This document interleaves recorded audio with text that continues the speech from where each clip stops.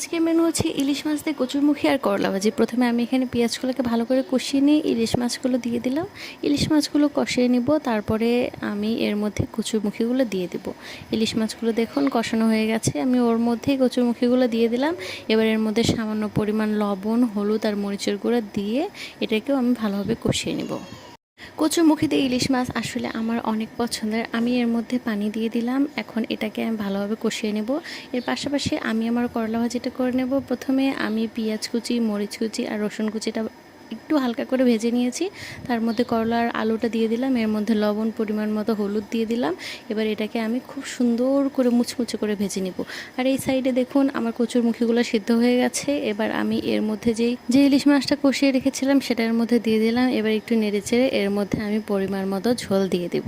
এটাকে এখন আস্তে আস্তে সিদ্ধ হওয়ার জন্য হালকা আছে রেখে, ব্যাস তৈরি হয়ে গেল আমার কচুরমুখী দিয়ে ইলিশ মাছ। আর এই যে করলা ভাজি।